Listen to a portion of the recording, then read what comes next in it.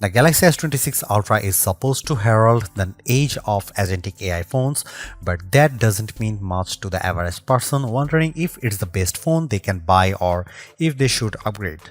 The gist is that the AI inside this flagship should now be able to anticipate your needs better and help get stuff done for you.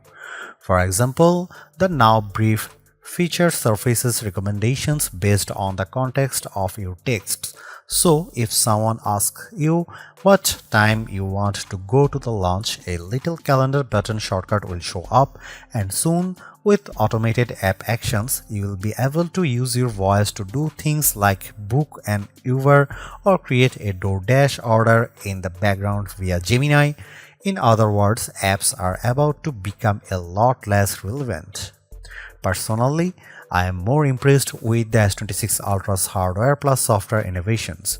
Things like privacy display, which obscures private info from onlookers and can do so on an app-by-app basis, and the new horizon lock for shooting video, keeping your footage super steady no matter how shaky your hands. The Galaxy S26 Ultra is also lighter and thinner than its predecessor, and its camera system is noticeably improved in low light conditions. However, there are some things I don't like about the S26 Ultra, including its oversized camera bump and that its screen is dimmer than the previous S25 Ultra. Samsung's Galaxy S26 Ultra has a release date of March 11. The Galaxy S26 Ultra remains a steep $1,299 but at least Samsung didn't give this flagship a $100 price hike like the regular S26 and S26 Plus. You can also get up to $900 off with an instant trade-in credit. Just like before, the S26 Ultra starts with 256 GB of storage, but you can upgrade to 512 GB for $1,499 and 1 TB for $1,799. You notice the biggest difference between the Galaxy S26 Ultra and iPhone 17 Pro Max as soon as you pick these phones up. The S26 Ultra weighs just 7.55 ounces compared to 8.22 ounces for Apple's big screen flagship. The S26 Ultra is also thinner and lighter than the S25 Ultra, but also a smidge taller and wider. Samsung was able to achieve this weight loss partially because it ditched the titanium frame for aluminum, and I don't think it's a huge loss. The S26 Ultra also has more rounded corners versus the S25 Ultra, which helps make the phone look more unified with the rest of Samsung's new lineup, but it also makes it look more like an iPhone at a glance. I'd actually rather my $1,300 phone visually stand out compared to Samsung's other phones, but then again, I am a phone snob. My bigger issue is with the S26 Ultra's huge camera bump.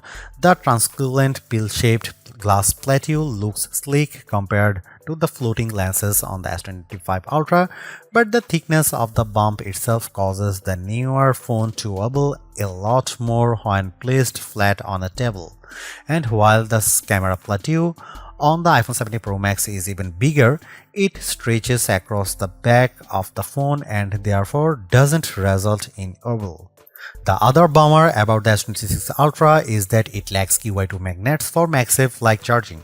You will need to use a case once more to get the functionality. Samsung purposely left off these magnets in order to create a thinner and lighter design while also making the vapor chamber for cooling bigger. Samsung says that 98% of its customers get a case anyway, and that's probably a good idea. The back of my Cobalt Violet model picked up a noticeable scratch on the back in just a few days. I do like this color the best, though you can also pick from black, white and sky blue, and you can order silver shadow and pink gold exclusively on Samsung.com. The S Pen on the Galaxy S26 Ultra for me is a bit more valuable than it used to be. Sure, you can use it to take notes or make fine edits on photos, but it really comes in handy when using AI apps like Creative Studio. I draw a very crude rabbit and the app turned it into a sharp and fun illustration I could then share or use as a sticker. And within the gallery app, I could draw things to add them to my photos. While the S Pen looks similar to the one on the S25 Ultra, it's a bit slimmer and back is now curved to match the look of the S26 Ultra's more curved chassis. Now this is a clever idea. So clever I could say Apple stealing it. The privacy display on the Galaxy S26 Ultra uses a combination of hardware and software to keep shoulder surfer from gawking at your screen. This tech blows away third-party privacy screen protectors you peel and stick onto your phone because you can turn the feature on and off at will. The S26 Ultra has dedicated narrow pixels that only shows you what you want to see when privacy display is enabled, and it works like magic. Just turn on privacy display from the quick settings menu, turn your phone, and your screen suddenly becomes blank. It gets better. I really appreciate that you can customize which apps automatically turn privacy display mode on, whether it's Gmail or your banking app. The Galaxy S26 Ultra can even obscure just particular parts of the display, such as notification pop-ups as they come in. I tested this out with message notifications and it worked well. Based on our testing, the Galaxy S26 Ultra's display is slightly dimmer than the Galaxy S25 Ultra's panel, even with privacy displays mode turned off. For example, the Galaxy S26 Ultra reached a max 1806 nits of brightness with HDR content compared to 1860 for Galaxy S25 Ultra. When viewed head-on, I could tell that the Galaxy S25 Ultra's screen was brighter when viewing website on Chrome, even though it was not dramatic. But you really notice a difference when you view the screen off angle. That's the price you pay for privacy display, and I personally think it's worth paying if you really care about privacy. Don't get me wrong, this is a fantastic OLED display on the Galaxy S26 Ultra. It also benefits from an improved Pro scaler that makes photos and videos appear sharper, and you get more lifelike colors thanks to Samsung's mobile digital natural image engine. When I watched a video of a helmeted chameleon side by side on the Galaxy S26 Ultra and S25 Ultra, the older phone's screen was indeed brighter, but the chameleon looked sharper with more contrast through the S26 Ultra. Outdoors, the Galaxy S26 Ultra's display was brighter than the iPhone 17 Pro Max in direct sunlight, even though the iPhone turned in slightly better results in our lab testing. In our previous iPhone 17 Pro Max vs Galaxy S25 Ultra camera shootout, Samsung lost points for mediocre low-light performance, but Samsung is firing back with a wider aperture on its main 200-megapixel camera and 50-megapixel telephoto lens. The result should be up to 47% and 37% brighter images through these two cameras. So I put that to set the test in a series of shots with the Galaxy S25 Ultra and Apple's flagship. Check out this zoom shot of Clock Tower. The Galaxy S26 Ultra image is noticeably clearer, while the S25 Ultra shot is fuzzy and chock full of noise. So, how about colors? In this shot of tinted daisies, I prefer the brighter image from the iPhone 17 Pro Max, but the Galaxy S26 Ultra delivers a bit more detail in the petals and more contrast, so it comes down to personal preference. The S26 Ultra fared better indoors too. In this nearly dark room, it shot a brighter image of these decorative flowers and vase. You can make out more detail in the petals and the lamp in the background. The iPhone 17 Pro Max captures an even brighter shot too. Here are some camera samples of the Galaxy S26 Ultra.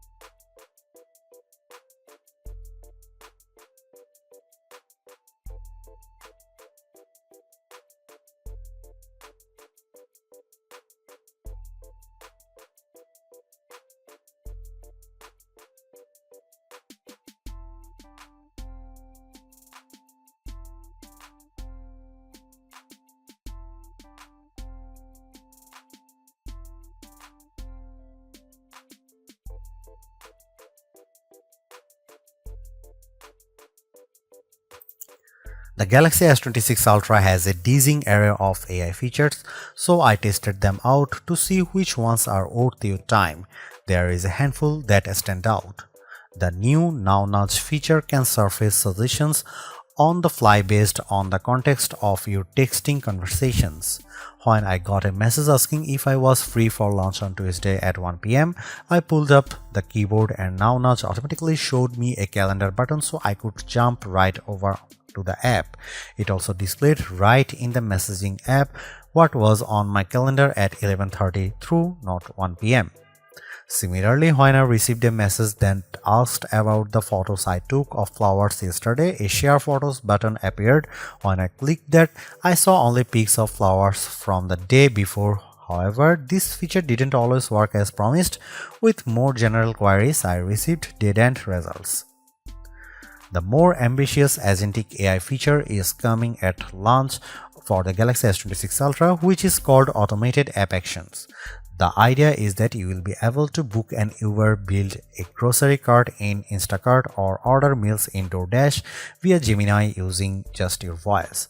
The S26 Ultra will do the work in background and see your progress, but you will still need to confirm any purchases. I am both excited by this feature and a bit skeptical, but I suppose that's why it will be in the live testing phase at first. Samsung and Google will want to gather feedback from users. Another nifty AI feature on the Galaxy S26 Ultra is an improved circle to search. It's now smart enough so that when you circle someone with a look you like, it will search everything that they are wearing at once, so you can look up all the pieces from the shirt and pants to the sneakers. On the photo front, there's a new photo assist feature in the Samsung Gallery app that lets you use natural language to improve or transform your images. For example, you can put a chewed up cupcake baked together with a prompt of change the time or day or session. I tweaked an image by saying make it daytime and put the sun and clouds in the sky, and the result was pretty convincing. You can even combine images by adding other photos from your gallery into a picture, and you can describe how you want them combined. I had fun putting my puppy in various shots, for example. Believe it or not, Bixby is also still a thing, and it's now supercharged with Perplexity. Bixby comes in handy for quickly tweaking device settings or learning how to do things on your S26 Ultra, but Perplexity integration now adds an extra layer of intelligence. Beyond just summarizing web pages, you can get quick answers to questions. In my case, I asked about the 5 biggest upgrades between the S26 Ultra and S25 Ultra, and the answer was solid. My main complaint with all of these AI features is that it can be hard to know what is available where. Google Photos has different AI functions than the Samsung Gallery app, for example, and a long press of the power button brings up Gemini by default, but you can say "Hey Bixby" to bring up that assistant. I am all for choice, but it can get confusing for me, and I am a nerd. The best thing I can say about the S26 Ultra's performance is that it's fast and remains pretty cool even during intense gaming sessions. This is thanks to a combination of the Snapdragon 8 Gen 5 Elite chip for Galaxy and a larger vapor chamber for heat dissipation.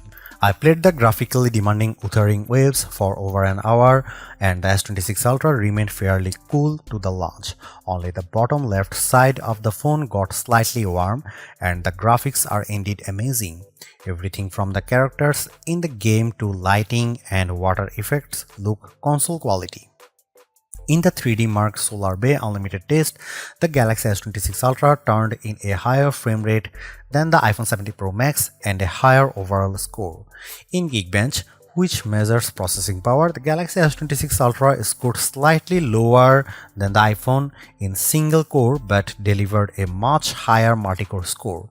Even with dozens of apps open, I have no problem at multitasking. When measuring AI performance with Geekbench AI 1.5, the Galaxy S26 Ultra turned in a much higher score when comparing the NPU and neural engine of both chips. That's a 71% gap. I wish Samsung would push the envelope by adopting silicon carbon batteries, which allow you to cram higher capacity batteries into phones, but for now it's sticking with a 5000 mAh lithium-ion battery, and there's a good news and bad news here. The good news is that the S26 Ultra lasted nearly 2 hours longer than the S25 Ultra in our battery test, which involves surfing the web over 5G at 150 nits of screen brightness. This could be due to the efficiency of the new Snapdragon chip or better cooling. The bad news is that the iPhone 70 Pro Max is nearly 2 hours ahead, and the OnePlus 15 with its 7300 mAh silicon carbon battery endured for over 25 hours. That's why it tops our best phone battery life list. Samsung told us it is still investigating this new technology, so maybe we'll see it on the Galaxy S27 Ultra. When it comes to charging, the Galaxy S26 Ultra makes the jump to 60-watt wired charging, and the results were quite good, with the phone reaching 77% charge in just 30 minutes. That's 6% better than the S25 Ultra's 45-watt charging and well ahead of the iPhone 70 Pro Max. The OnePlus 15 charges even faster via its 80-watt charger. Wireless charging has jumped to 25 watt from 15 watt, but again you will need a case to take advantage of magnetic chargers and accessories. The Galaxy S26 Ultra is one of those phones that should get better and smarter over time. The agentic AI features are good now, but should become more useful as the phone gets to know your patterns. And automated app actions seem to have a lot of potential, assuming the integration with Uber, DoorDash, and other apps works as promised. The reasons to get the S26 Ultra right now and upgrade your phone are features like privacy display. At a time phone makers are being criticized for iterative updates, this is a truly innovative feature that solves a problem, and it is completely customizable. I am also very impressed with the horizon lock feature when shooting video and improved low light photos and videos. I'd like to see a design that doesn't wobble on your desk with a revamped camera bump, and I'm a bit worried that I got a scratch on the back of the phone after just a week of testing. And while the battery life is solid, the iPhone 70 Pro Max is still ahead on endurance, and Samsung could surge ahead if it embraces silicon carbon tech. Overall, I highly recommend the S26 Ultra. It's super smart, sleek, and fast.